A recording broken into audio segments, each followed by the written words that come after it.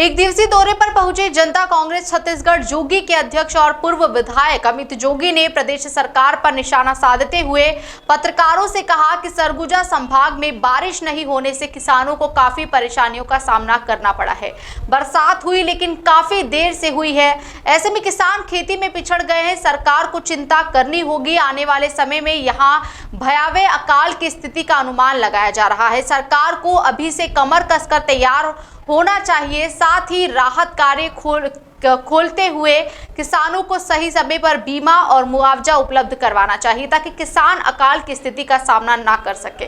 वहीं दूसरी ओर कहा कि जहां पूरे देश में जीएसटी टैक्स प्रणाली लागू है तो वहीं पूरे प्रदेश में बीएसटी टैक्स भूपेश सरकार टैक्स पूरे जिले में लागू है। इसके बिना कोई भी व्यापारी एक काम भी नहीं कर सकता है। इससे समझा जा सकता है कि किस तरीके से सरकार में वसूली की जा रही है। Bureau report. पूरे देश में एक टैक्स प्रणाली लागू की गई है जीएसटी, पर हमारे छत्तीसगढ़ में और आपके सरगुजा संभाग में जो यहाँ पे व्यापारी हैं, जो लोग काम कर रहे हैं, व्यवसाय कर रहे हैं, उनको जीएसटी के साथ साथ बीएसटी भी पटाना पड़ रहा है।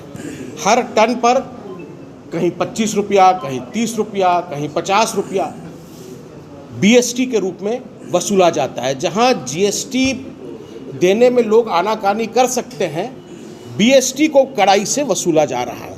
ऐसा भ्रष्टाचार का जो तंत्र है वो पहले कभी छत्तीसगढ़ में देखने को नहीं मिला। बीएसटी का फुल फॉर्म क्या है? बीएसटी है क्या?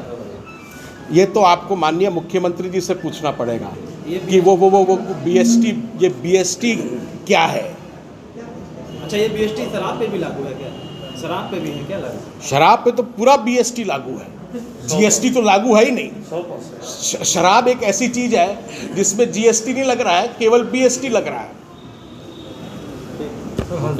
हमारे साथी है, उन्होंने उसकी परिभाषा दी।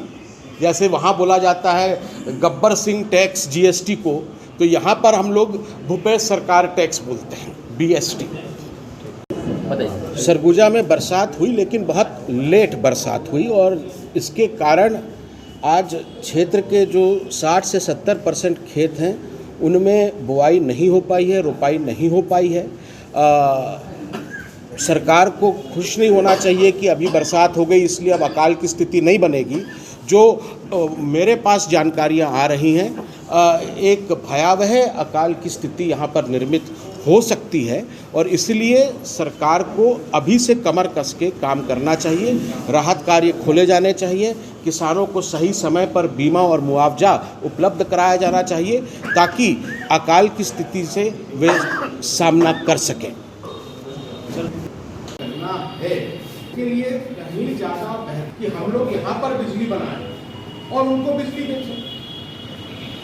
आज एक यूनिट, जबकि अगर मैं कोयले को बेचूंगा तो कितना खर्चा आएगा, कम से कम 100 गुना।